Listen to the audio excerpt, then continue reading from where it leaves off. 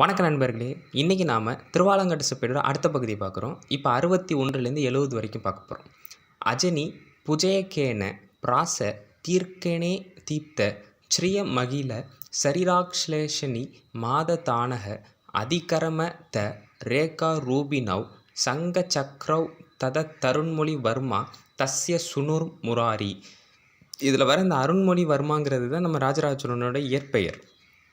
இதை வந்து ஒரு ஒரு முன்னாடி ஒரு சர்ச்சை கூட வந்துச்சு. அருள்மொழியா அருண்மொழியான்னு போட்டிருந்தாங்க. ரெண்டுமே வரும். ஆனால் அந்த செப்பேட்டில் அருண்மொழி வர்மா அப்படின்னு தான் கொடுத்துருக்காங்க. சரி, இதோட அர்த்தத்தை பார்ப்போம். சுந்தர சோழனுக்கு அருண்மொழிவர்மன் அப்படிங்கிறவர் மகனாக பிறந்தார். நம்ம எல்லாருக்கும் தெரிஞ்சது. நீண்ட வேல் போன்ற கூர்மையும் வலிமையும் மிக்க இரு புஜங்களோடு திரு ஒளிரும் உடம்பும் கொண்டு தனது கைகளில் ரேகை வடிவில் சங்கு சக்கரங்களை கொண்டு மற்றொரு முராரினா வந்து பெருமாளுங்க. திருமாலின் ஒரு அவதாரம்ங்கிற மாதிரி வந்து இப்போ ராஜராஜ சோழனை வந்து குறிப்பிட்டிருப்பாங்க. அப்போ இதுலேருந்து என்ன தெரியுது அப்படின்னா, சோழர்களுக்கு வந்து இந்த பேதம் இல்லை. அந்த காலத்தில் வந்து சைவ வைணவ பேதம்ங்கிறது இல்லை. இதையுமே சமயத்தையுமே வழிபட்டிருக்காங்க.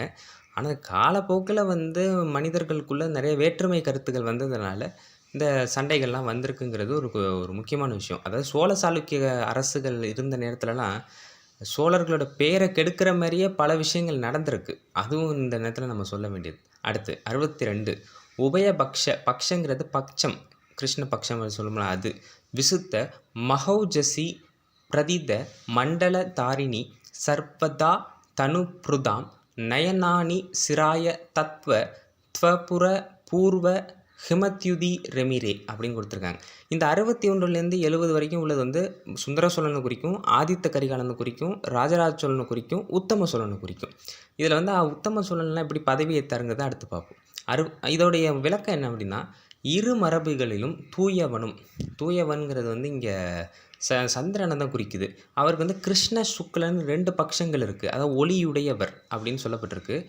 புகழ்பெற்ற மண்டலத்தை எப்போதும் தரித்தவருமான, இது வந்து ராஜராஜ சோழனை வந்து ஒப்பிட்டு சொல்கிறாங்க. நிலவோடு ஒப்பிட்டு சொல்கிறாங்க. நிலவு ஒளி பெற்ற மண்டலத்தை கொண்டது.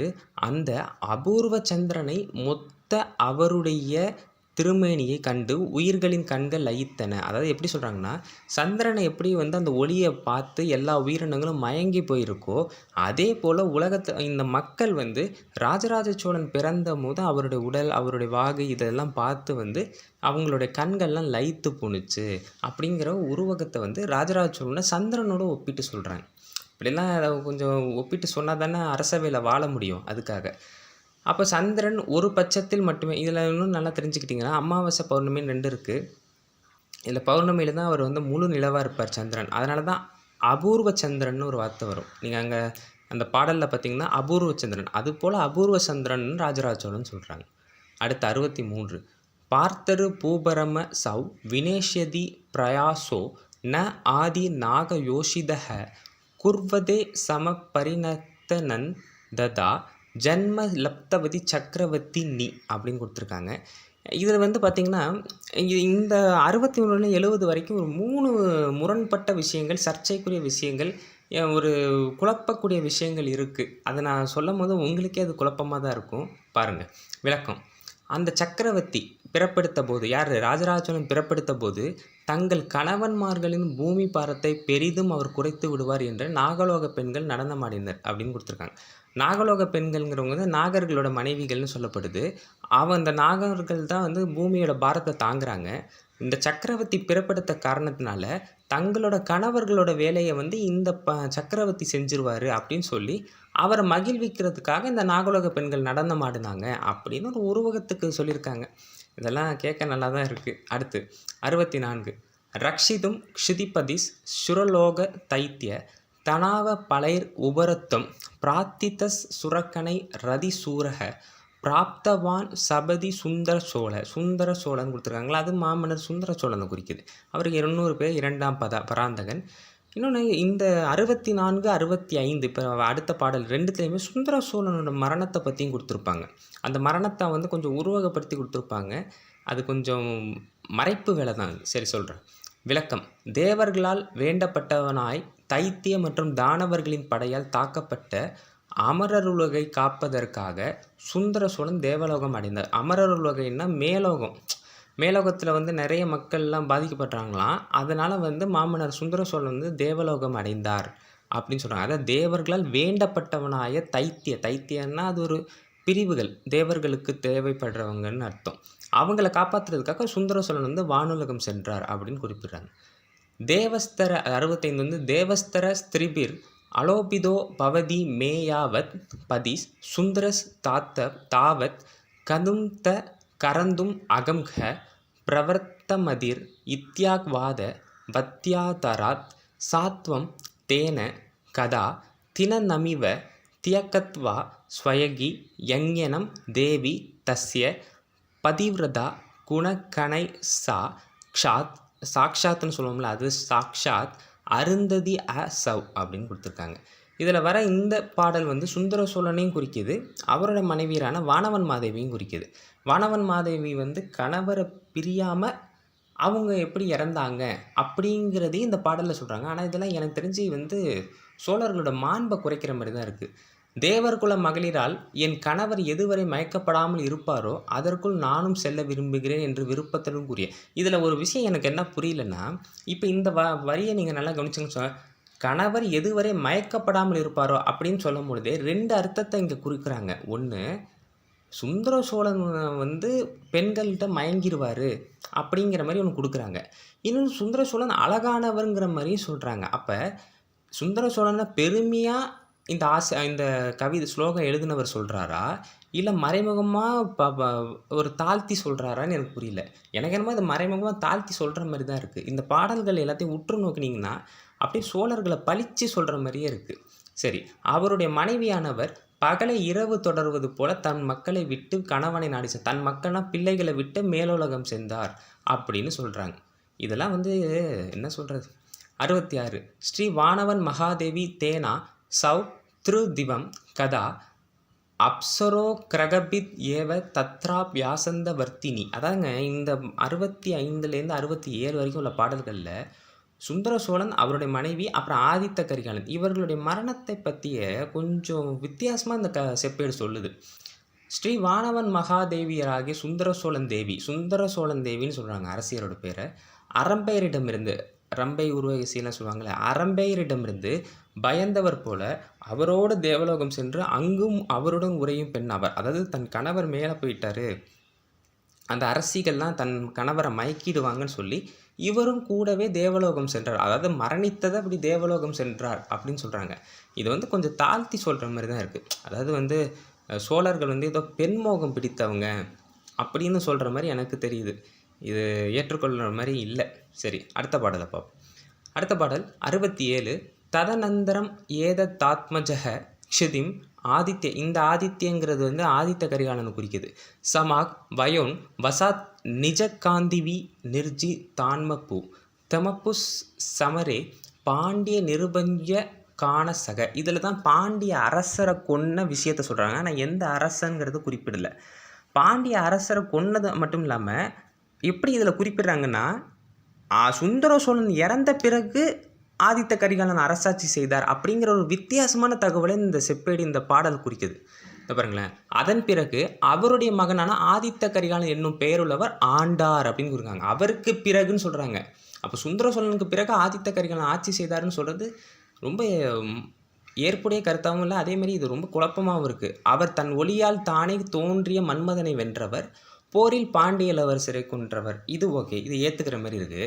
ஆனால் சுந்தர சோழனுக்கு பிறகு ஆட்சி செய்தார் ஏன்னா ஆதித்த கரிகாலன் வந்து சுந்தர சோழன் அரசரை இருக்கும் பொழுதே படுகொலை செய்யப்படுவார் அப்படிங்கிறது நாம் கேள்விப்பட்டது. ஆனால் இந்த செப்பேட்டில் உள்ள இந்த பாடல் ஆதித்த கரிகாலன் சுந்தர சோழனுக்கு பிறகு ஆட்சி செய்தார் அப்படிங்கிறது பல முரண் கருத்துக்களை இங்கே கொடுக்குது.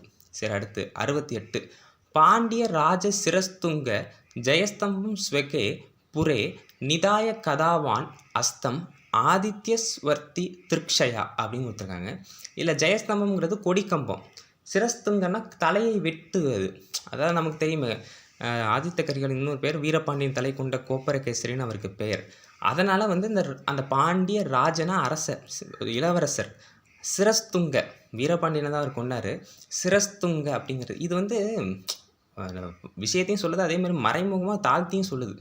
பாண்டிய அரசரை கொன்று அவர் தலையை தன் நகரில் உள்ள கம்பத்தில் தொங்கவிட்ட ஆதித்த கரிகாலன் வானுலகை காணும் ஆசையோடு அஸ்தமனமானார். இங்கே தான் வரலாற்று மறைப்பு நடக்குது. பிராமண சதினால கொல்லப்பட்ட ஆதித்த கரிகாலன் எப்படி இதை மறைச்சி சொல்கிறாங்க பாருங்க. வானுலகை காணும் ஆசையோட அஸ்தமனமானார்னா அவர் வந்து இயற்கையாக செத்த மாதிரி இங்கே குறிப்பிடுறாங்க. புரியுதுங்களா? அப்படியே மறைமுகமாக வந்து சோமன் ரவிதாசன் அந்த பிராமணர்கள் செய்த படுகொலையை அப்படியே மறைச்சி சொல்கிறாங்க. எந்த அளவுக்கு ஒரு மறைப்பு வேலை நடந்திருக்கு பாருங்க இந்த வடமொழி பகுதியில். அடுத்து அது முக்கியமான விஷயம். 69 பிரபல களி பலான் தத்வாந்த வித்து வம்ச ஹெதோஸ் ஸ்வயம் அருண்மொழி வர்மா பிரார்த்திய மான பிரஜாபிக அசகமதன ராஜ்யம் ஸ்வே பித்ருவிய ஸ்வதேச பிரணயினி மனசாபி சக்திர தர்மார்த்த வேதி. எனக்கு இந்த பாடல்களை இன்றைக்கி படிக்கும் பொழுதே ரொம்ப ஆச்சரியமாக இருந்துச்சு. அதாவது இது வரைக்கும் நம்ம வரலாற்றில் படித்த விஷயங்கள் வந்து கல்வெட்டில் படிக்கிற விஷயத்துக்கும் செப்பேடுக்கும் சில விஷயங்கள் மாறுபடுது பாருங்களேன். ஏன்னா இது எழுதுனது, இந்த ஸ்லோகங்கள் எழுதுனது வந்து நாராயண கவிங்கிற ஒரு வடமொழி ஆசிரியர். அவர் ஒரு பிராமணர். அவர் வந்து இதை எப்படி மறைத்து சொல்கிறாரு பாருங்க. ஆதித்த கரிகாலன் படுகொலையை எவ்வளவு துச்சமாக சொல்கிறாரு பாருங்க. அடுத்து விளக்கம். வலிமை வாய்ந்த களியின் பலத்தால் உண்டான கும்மிருட்டை கண்டிக்கும் காரணத்தால் மக்கள் மிகவும் வேண்டிக் கொண்டதற்கிணங்க அருண்மொழிவர்மன் நாட்டை ஆளும் பொறுப்பை உடனே ஏற்றுக்கொள்ளவில்லை. இதில் இன்னொன்று கவனிங்களேன். அதாவது வந்து ஆதித்த கரிகாலன் மரணித்து விட்டார். யார் அடுத்து வரணும்? அருண்மொழிவர்மன் வரணும். அதாவது ராஜராஜ சோழன் வரணும். அப்போ ராஜராஜ சோழனை பதவி ஏறுங்க அப்படின்னு மக்கள்லாம் சொல்கிறாங்க. நாட்டை ஆளும் பொறுப்பை உடனே ஏற்றுக்கொள்ளவில்லை. அரச தர்மத்தின் பொருளை அறிந்த அவர் நாட்டின் ஆட்சியில் விருப்பம் கொண்டவரான தன் சிறிய தந்தையார், அதாவது கண்டராதித்தன் செம்பியன் மாதேவியாருக்கு பிறந்த உத்தம சோழன் சொல்லப்படுற மதுராந்தகனுக்கு விட்டு கொடுக்குறார். யார்? ராஜராஜ சோழன். இது ஓகே, இது ஏற்றுக்கொள்கிற மாதிரி இருக்குது. இது பல பாடல்கள், பல கல்வெட்டு செய்திகள் ஓகே. ஆனால் அருண்மொழிவர்மனோட புகழெல்லாம் சொல்கிறது, ஏன்னா அருண்மொழிவர்மனை பற்றிலாம் தப்பாக சொல்ல முடியாது. ஏன்னா மாமன்னருடைய அப்பா இல்லை, சொல்ல முடியாது. ஆனால் ஆதித்த கரிகாலனோட படுகொலை இவ்வளவு சுருக்கமாக ஒரு கொச்சப்படுத்துகிற மாதிரி சொல்கிறாங்கன்னா இது சோழ சாளுக்கிய அரசில் நடந்த வேலைன்னு அர்த்தம். 70 இதோட முடிச்சுப்போம். திரிஜகதவன தக்ஷமம் புஜாக்ஷம் ஸ்வயமய தீர்ணம் முன் நிருப்பிய சிவிகைன அருண்மொழி மகிபிச்சிய மவிபிசாயோ யவ் வாராஜ்யே தரணி துரத்தம துராந்தக, அதாவது மதுராந்தகங்கிறத அப்படி சொல்கிறாங்க. மதுராந்தகோ பபார அப்படின்னு கொடுத்துருக்காங்க. இந்த மதுராந்தகங்கிறது வந்து உத்தம சோழனை குறிக்கிது. உத்தம சோழனுக்கு இன்னொரு பேர் வந்து மதுராந்தகன். இது அவரோட உண்மையான பேரே மதுராந்தகன் தான். பின்னால் வந்த ராஜராஜ சோழனும் தன்னுடைய மகனுக்கு மதுராந்தகன் தான் பேர் வைக்கிறார். அதன் பிறகு தான் அவருக்கு ராஜேந்திர சோழனே மாறுது. இதுவும் ராஜேந்திர சோழனோட செப்பேடுங்கிறதுனால அவரையும் குறிப்பிட்டு தான் ஆகணும். ஆனால் ஆதித்த கரிகாலனை பற்றி இவ்வளவு கொச்சப்படுத்தி இந்த செப்பேடு எழுதியிருக்கக்கூடாது.